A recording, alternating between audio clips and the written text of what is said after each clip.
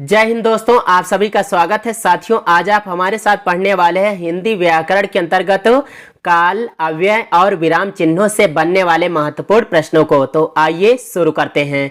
पहला प्रश्न है, भूतकाल के कितने भेद हैं? दोस्तों यहाँ पर विकल्प देखिएगा और उसके बाद में इसके बारे में समझाएंगे। तो पहले विकल्प देखते हैं। पहला विकल्प दिया गया है 4, दूसरा है 8, तीसरा 6 और चौथा दिया गया है 10।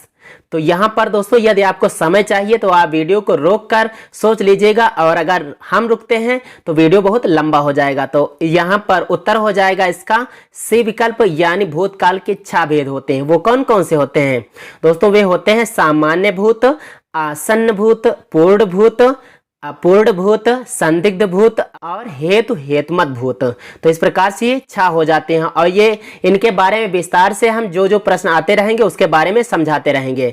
तो दूसरा प्रश्न है, श्याम ने गाना गाया होगा यहाँ है, तो यहाँ पर कौन सा भूत है? तो ए विकल्प है आसन्न भूत, बी दिया गया है संदिग्ध भूत, सी है अपूर्ण भूत और डी दिया गया है पूर्ण भूत। तो यहाँ पर बी विकल्प सही हो जाएगा, यानी संदिग्ध भूत। क्यों? क्योंकि यहाँ पर बताया गया था श्याम ने गाना गाया होगा, पता नहीं है, यहाँ पर संदेह है, और जहाँ कहीं भी संदेह की बात होगी वहाँ पर संदिग्ध भूत होगा। इसी प्रकार से यदि भविष्य काल में भी होगा तो वहाँ पर भी संदिग्ध भविष्य काल होगा। ठीक है।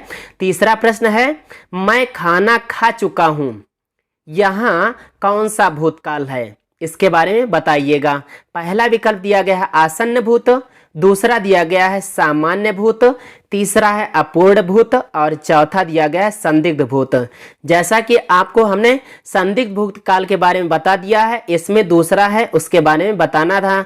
तो यहाँ ए विकल्प सही हो जाएगा, यानी मैं खाना खा चुका हूँ, इसमें आसन्न भूत है।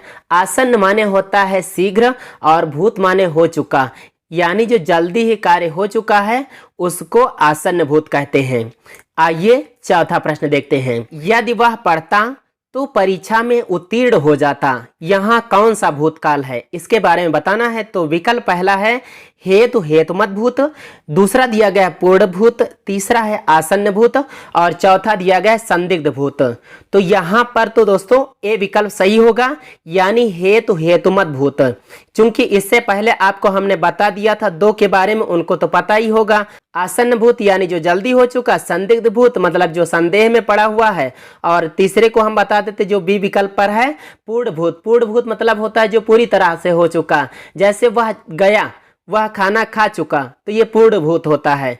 और ये जो पहला विकल्प है इसको विस्तार से बताते हैं। देखिए साथियों, जहां कहीं भी जो दूसरी वाली क्रिया होती है वो पहली वाली क्रिया पर निर्भर करती है, यानी जो दूसरी क्रिया होती है उसको पहली वाली क्रिया पूरी करती है, तो वहां पर हेतु हेतुमत भूत होता है। हेतु हेतुमत माने होता है कारण, तो जो दूसरी वाली क्रिया होती है उसको पूरा करने का कारण पहली वाली क्रिया बन जाती है। तो इसको भी आप बारीकी से समझ गए होंगे, हम यह उम्मीद करते हैं। आइए अगला प्रश्न देखते हैं। कौन सा शब्द क्रिया विशेषण है, यानी कौन सा ऐसा शब्द है जो क्रिया की विशेषता बतला रहा है? इस प्रकार से समझो तो ज्यादा समझ में आएगा। तो ए विकल्प दिया गया है सूर्योदय, बी है विगत, सी दिया गया है नीला और डी दिया गया है धीरे धीरे। तो इसके बारे में आप समझ गए होंगे कि यहाँ पर डी विकल्प सही होगा, यानी धीरे धीरे। अब जहां कहीं भी आपको मिलेगा, हम आपको टिप्स दें कि जहां कहीं भी आपको धीरे धीरे, जोर जोर, तेज तेज, आगे आगे, पीछे पीछे ऐसा कुछ मिलेगा, तो वहां पर ये मानिए कि वो क्रिया की विशेषता बतला रहा है, और जो कोई क्रिया की विशेषता बतलाता है शब्द, वह क्रिया विशेषण कहलाता है। छठवां प्रश्न देखते हैं। अव्यय कितने प्रकार के होते हैं? 4, 5, 6 अथवा 7? तो यहाँ पर ए विकल्प सही होगा, यानी अव्यय 4 प्रकार के होते हैं। कौन कौन से होते हैं इसके बारे में समझें। अव्यय का पहला भेद है क्रिया विशेषण। दोस्तों इसके बारे में आपने पिछले प्रश्न में पढ़ा और इसके उदाहरण को भी पढ़ लिया। आइए दूसरे भेद को देखते हैं, इसके संबंध बोधक अव्यय। तो संबंध बोधक यह जो होता है दोस्तों, यह दूसरे से संबंध दर्शाता है, यानी किसी को जोड़ता है, और इसकी पहचान होती जहां कहीं भी का लग जाता है वह संबंध बोधक अव्यय होता है। तीसरा भेद है योजक। अब देखिए, संबंध बोधक संबंध जोड़ता है और योजक भी एक प्रकार से जोड़ता है, लेकिन इन दोनों में अंतर होता है। जैसे का संबंध बोधक होता है, लेकिन योजक की बात करें तो वहां पर और आता है, तथा आता है। और जो ये और या तथा होता है, यह वाक्यांश या कई शब्दों को साथ में लेकर चलता है या दो वाक्यों को साथ में जोड़ देता है, तब यही योजक कहलाता है। फिर चौथे भेद की बात करें तो विस्मयादि बोधक, विस्मय, आश्चर्य, इसके बारे में आप तो जानते ही हैं। जहां कहीं भी अरे, वाह वाह, शाबाश, आहा ऐसे शब्द आ जाते हैं, वे विस्मयादि बोधक अव्यय कहलाते हैं। इस प्रकार से ये चारों पूरे हुए। सातवां प्रश्न है, प्रत्येक वाक्य की समाप्ति पर लगता है, क्या लगता है? अर्ध विराम लगता है या पूर्ण विराम लगता है, अथवा विस्मयादि बोधक या अल्प विराम। अब इसके बारे में तो नन्हा सा बच्चा जो 1-2 क्लास में पढ़ता होगा उसको भी शायद मालूम होगा, और आप तो टीजीटी पीजीटी की तैयारी कर रहे हैं, आपको तो बखूबी मालूम है, अच्छे से मालूम है, आंखें मूंद कर बता सकते हो कि यहाँ पर पूर्ण विराम है, यानी बी विकल्प सही है। 8वां प्रश्न है, किसी लेख, कहानी, उपन्यास, कविता, पुस्तक आदि का शीर्षक लिखने में चिन्ह प्रयुक्त होता है, तो कौन सा चिन्ह प्रयुक्त करते हैं? पहला दिया गया है इकहरा उद्धरण, दूसरा है दोहरा उद्धरण, तीसरा दिया गया है विवरण चिन्ह, और चौथा है अपूर्ण विराम। तो यहाँ पर जैसा कि दोस्तों पहला विकल्प सही हो जाएगा, यानी इकहरा उद्धरण। इसको याद रखिएगा, आगे वाले प्रश्नों में हम आपसे हेल्प लेंगे, या इस प्रकार कहो हम आपसे पूछेंगे। तो 9वां प्रश्न है, किस वाक्य में चिन्ह का गलत प्रयोग हुआ है? आ गई बात ना वैसे ही, चलिए देखते हैं, तैयार रहिएगा। ए विकल्प दिया गया है, जो मैंने जिया। दूसरा दिया गया है, कविता क्या है। तीसरा है, राम तो अच्छा लड़का है किंतु उसकी संगत कुछ ठीक नहीं है। और चौथा दिया गया है, वह कल आएगा। चलिए हम ही बता देते हैं, यहाँ पर सी विकल्प सही होगा, यानी राम तो अच्छा लड़का है। उसके बाद में जो अल्प विराम आया है, यह अल्प विराम नहीं होना चाहिए, बल्कि यहाँ पर आधे समय के लिए रुका जा रहा है। अल्प विराम मतलब होता है थोड़े समय के लिए रुकना, यहाँ पर थोड़ा नहीं रुका जा रहा है, बल्कि यहाँ पर दो उपवाक्य जुड़ रहे हैं। तो बीच में जब कुछ ज्यादा ठहराव लिया जाता है तो वहां पर अल्प विराम से काम नहीं चलता है, बल्कि अर्ध विराम लगता है। यानी इस कामा के ऊपर एक जो बिंदु लगाते हैं वो वाला चिन्ह लगाना चाहिए, उसी को दोस्तों अर्ध विराम बोलते हैं। तो ये इस प्रकार से अगर उसको लगा देते तो हो जाता सही, राम तो अच्छा लड़का है, अब कुछ देर रुकना है फिर आगे बढ़ना है, किंतु उसकी संगत कुछ ठीक नहीं है। अगला है, हवा चल रही है। इसको ध्यान से समझिएगा, हवा चल रही है। इस वाक्य में वर्तमान का कौन सा रूप है? सामान्य वर्तमान है या संदिग्ध वर्तमान है, अथवा संभाव्य वर्तमान है या है अपूर्ण वर्तमान? तो इसके बारे में थोड़ा थोड़ा सा आप अनुमान लगा सकते हैं, क्योंकि भूतकाल के बारे में थोड़ा सा भी हमने बताया था। यहाँ पर हवा चल रही है तो क्या होगा, यहाँ पर पूरा काम नहीं हो पाया है, चल रहा है, तो वर्तमान है लेकिन अपूर्ण है। ठीक है, यानी डी विकल्प सही हो जाएगा। 11वां प्रश्न देखते हैं, परीक्षा में शायद मुझे अच्छे अंक प्राप्त हो, क्या है? उम्मीद लगाए बैठे हैं। ठीक है, इसमें काल है, तो इसमें कौन सा काल होगा? हेतु हेतुमत भूत होगा या संभाव्य भविष्यत होगा, संदिग्ध भूतकाल होगा, अथवा होगा सामान्य भविष्यत? तो इसके बारे में बताइएगा। ये तो भविष्यवाणी की जा रही है, तो यहाँ पर तो दोस्तों भविष्य काल होना चाहिए, लेकिन भविष्य काल से संबंधित यहाँ पर दो विकल्प दिए गए हैं, बी और डी। तो यहाँ पर दोस्तों जैसा कि वाक्य बतला रहा है कि परीक्षा में शायद मुझे अच्छे अंक प्राप्त हो, शायद लग गया है ना, तो यहाँ पर संभावना व्यक्त की गई है, यानी बी विकल्प सही हो जाएगा। 12वां प्रश्न है, तुमने तो हद कर दी। इस वाक्य में तो क्या है? सर्वनाम है, निपात है, क्रिया विशेषण है या समुच्चय बोधक है? तो इसके बारे में आप इसको समझिएगा, इससे संबंधित एक प्रश्न जरूर बनता है। ये आला ऐसा विकल्प ही आ गया है।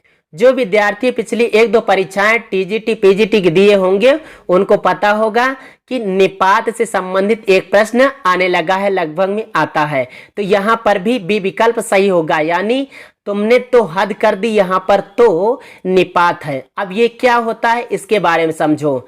जब किसी बात पर अतिरिक्त जोर दिया जाता है तो उस पर जोर देने के लिए जिन अव्यय शब्दों का प्रयोग किया जाता है उसको निपात कहते हैं। आप यहाँ पर टिप्स ले लीजिए, हम ऐसे समझा रहे हैं आपको याद करने के लिए। निपात, पात मतलब होता है पात से पत कर दो यानी गिरना हो जाता है, और नी मतलब नहीं मान लो। तो जहां पर गिरने ना दिया जाए किसी को यानी उठा लिया जाए, कहने का मतलब क्या हुआ, उसके ऊपर ज्यादा जोर दे दिया जाए तो उसको निपात कह दिया जाएगा। ठीक है, यहां पर हमने इसको याद करने के लिए आपको बताया है, ना कि इसके अर्थ को तो हमने लिख ही दिया है। ठीक है, 13वां प्रश्न है, निम्नलिखित में से कौन सा वाक्य सकर्मक है। तो पहला वाक्य है बालक चित्र बनाता है, दूसरा दिया गया है रमा द्वारा गीता पढ़ी जाती है, तीसरा है लड़के खेलते हैं, चौथा दिया गया है उससे सुना नहीं जाता। तो यहां पर आप बताइएगा कि कौन सा वाक्य सकर्मक है, यानी ऐसा वाक्य जिसमें कर्म हो।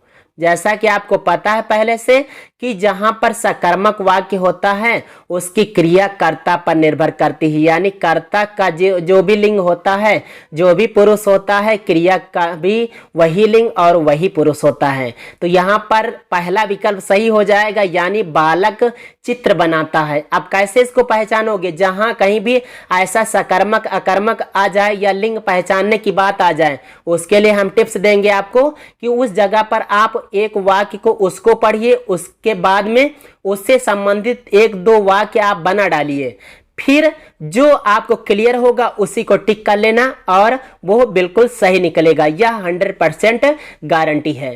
तो यहां पर जैसा कि बताया गया था बालक चित्र बनाता है, बालक पुल्लिंग था और बनाता है पुल्लिंग, यानी स्पष्ट हो गया, और यहां पर कर्म तो है ही चित्र।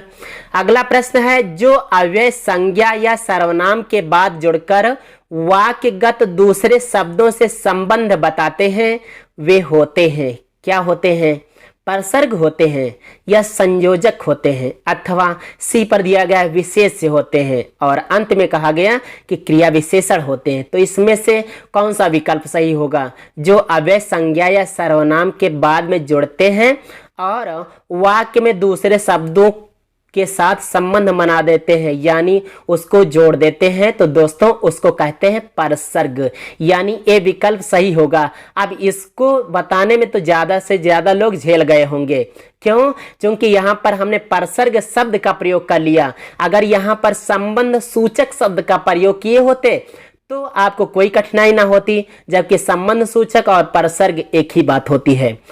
साथियों, इस प्रकार से यदि आपको यह वीडियो पसंद आया हो तो इसको लाइक कर दें, और यदि आप हमारे चैनल पर नए हैं तो चैनल को भी सब्सक्राइब कर लें, और हाँ, बेल आइकन को दबाना मत भूलिएगा, जिससे कि हर एक वीडियो का नोटिफिकेशन आप तक तुरंत का तुरंत पहुंचता रहे। आइए 15वां और अंतिम प्रश्न देखते हैं। 15वां प्रश्न है, गीदड़ का स्त्रीलिंग क्या होगा।